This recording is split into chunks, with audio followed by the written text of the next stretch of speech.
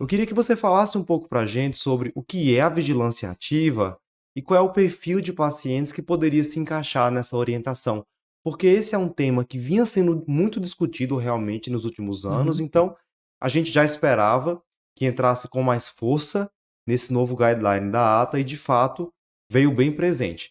Fala para a gente o que é a vigilância ativa e, inicialmente, qual é o perfil de pacientes que se encaixaria nisso. Então, Icaro, a gente entra nessa parte de vigilância ativa pegando um gancho exatamente do que o Luciano falou, né? Que a gente está cada vez menos agressivo na conduta. Então, sim, tem pacientes com câncer de tireoide que a gente pode apenas observar. Isso não é uma novidade, né? A gente já fala em vigilância ativa antes, mas só dizendo o que é que o guideline da ATA traz para orientar a gente do perfil de paciente que a gente vai apenas observar. A gente não vai operar esse paciente. A gente não vai fazer nem lobectomia, nem tireoidectomia total. Isso vai ser a vigilância ativa. A gente deixa esse paciente sem operar e mantém um segmento de perto com esse paciente. Que paciente seria o candidato à vigilância ativa? Aquele que tem, né, tem comprovado ali que é um câncer de tireoide, mas esse nódulo, ele tem menos de 1 centímetro. Ou seja, um microcarcinoma. Então, o primeiro critério é esse, o tamanho. Outra coisa, não pode ter doença locorregional, ou seja, acometimento de linfonodos ali na região, porque se você tiver um linfonodo acometido, é óbvio que aí você já parte para a cirurgia. E não pode ter também extensão extratireoidiana. Se você já tem um indício macroscópico ali na imagem que está tendo uma invasão extratireoidiana, você também não vai ficar olhando esse tumor. Mas não é só isso, né? Você precisa também ter esse paciente bem incluído ali no sistema de saúde. É um paciente que você garante que ele vai ser acompanhado. Né? Você tem que ter ali um local que ofereça consultas frequentes, ultrassonografia frequente, porque você vai ter que acompanhar esse paciente com ultrassonografia. E, óbvio, isso é uma decisão compartilhada. Não é você sozinho, e o guideline fala isso é uma decisão compartilhada com o paciente. Porque se o paciente estiver ansioso, se o paciente disser, não, eu estou com câncer aqui no pescoço, eu quero tirar, ok, ele vai tirar. Então tem que ser em comum acordo. E aí sim, preenchendo todos esses critérios, você está autorizado a fazer o acompanhamento. E claro, óbvio, eu não falei, mas se tiver metástase à distância, é óbvio que ninguém vai deixar o câncer lá, né? Perfeito, Eric. Luciano, existem outros critérios que, assim, eles não entram ali no pré-requisito para uma vigilância ativa, Isso. mas que a gente acaba olhando na prática para saber se aquele paciente é um candidato ideal. Por exemplo, a idade, o quanto de tecido tireoidiano a gente Tem de tem ali imagem, né?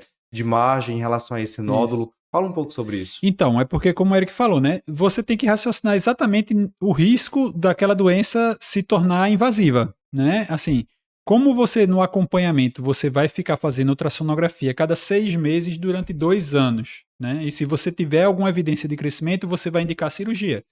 Então, você não tem, num primeiro exame, uma informação que lhe dê segurança do comportamento, da história natural daquele nódulo. Então, primeiro, você imagina a situação, você fez um ultrassom, tem um nódulo, o nódulo mede 0,7, 0,8, por alguma razão pediram para fazer a punção e veio maligno, veio carcinoma papilífero, carcinoma folicular. Mas você, em comum acordo com o paciente, só, não precisa operar agora, vamos acompanhar, tá? Talvez até nessa história natural, se teve um primeiro ultrassom para ver a imagem, teve um segundo ultrassom para fazer a PAF, se isso já transcorreu ali os 6 meses, de certa forma você já tem uma primeira evidência de história natural, porque você vai ter um primeiro exame, vai ter um segundo exame, ver se mudou, se cresceu, se teve alguma diferença tal.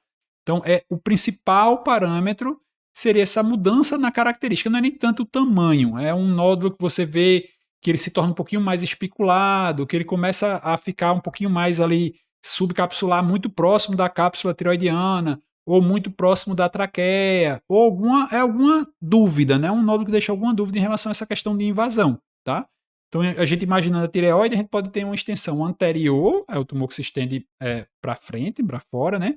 Mas boa parte dos nódulos não vai ter isso, justamente porque a maioria dos nódulos nem é palpável. Então, ele pode ter um crescimento para perto da traqueia, pode ter um crescimento posterior, onde ele vai ficar mais próximo ali de invadir esôfago, e nervo laringeu recorrente, tá?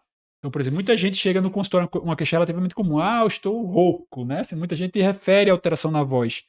O nódulo tireoide, o câncer tireoide pode dar alteração na voz? Pode, mas para ele dar alteração na voz, a topografia seria esse nódulo de localização muito posterior no lobo. Então, você tem como ver a imagem e ver se esse nódulo realmente está nessa topografia para achar que talvez tivesse algum grau de invasão. Se isso for verdadeiro, o nódulo é posterior. O paciente realmente tem uma alteração vocal. Pedir para o otorrino olhar, tem uma paralisia de corda vocal, então tem uma grande chance de que é maligno e que está invadindo, então não vou fazer vigilância ativa.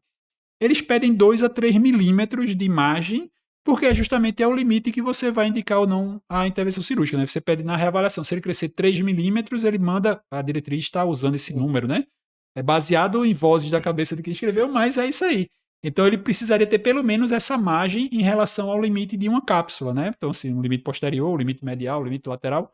Porque se ele tiver esse limite, se ele crescer, você ainda está dentro do espaço tireoidiano, né? Não vai ter extravasado, vamos dizer assim.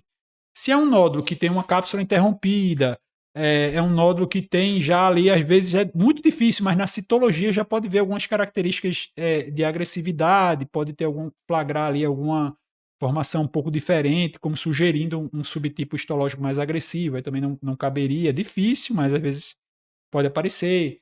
Se você tem qualquer situação de dúvida em relação a isso, se fizer um teste genético, tem alguns testes para agressividade, embora a mutação não é uma indicação direta, mas como o BRAF não cai, não aumenta esse risco.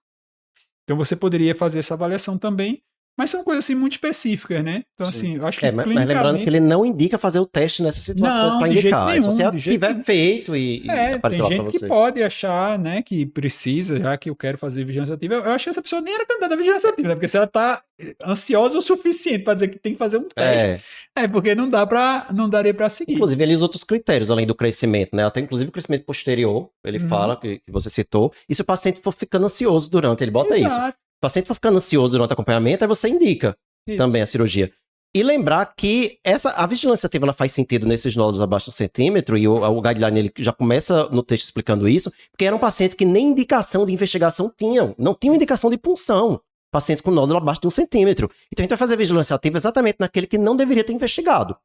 Agora, outra coisa interessante que ele fala também é que não tem evidência ainda suficiente para indicar a vigilância ativa com nódulo acima de 1 centímetro. Ou seja, talvez no guideline da ATA daqui a 10 anos, se tiver mais evidência, quem sabe nódulos acima de 1 também não vão entrar aí na vigilância ativa. Porque assim, o pessoal do Japão, que tem uma experiência maior lá do Kuma Hospital e tal, eles têm alguns pacientes até 1,5 que já estão colocando aí nesse sistema de vigilância ativa, né? Então assim, já passando desse limite de 1 centímetro, também baseado que a maioria dos nódulos vai ser no máximo de RADS 4 e que aí você, abaixo de 1,5, você também não faria, né? Aquela mesma conversa da investigação ou não investigação.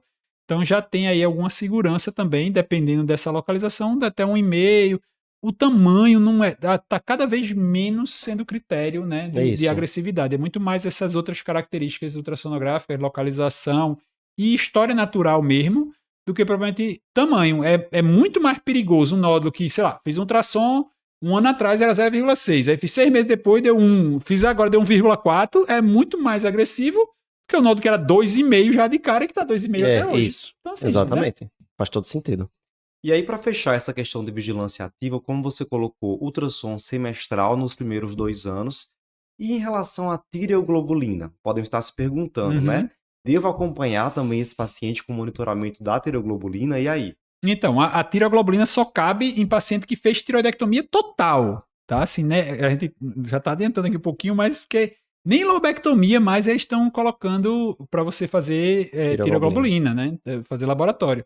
Porque não é incomum a gente fazer o paciente ter alguma tireoidite, ter Hashimoto, ter alguma coisa, e você flagrar ali uma tireoglobulina alta demais e aquilo ali vai gerar muito mais problema do que realmente solução. De vez em quando chegou, semana passada chegou o paciente com triólogo de 80 e não tinha nada, era Hashimoto, não tinha nada, nem nódulo tinha. Então, assim, não tem que dosar tireoglobulina assim aleatoriamente, né? É um exame que se presta para um paciente que já fez tireoidectomia total, realmente não tem mais tireoide, e aí você tem realmente um parâmetro para acompanhamento. Melhor ainda no paciente ferradiodo, né?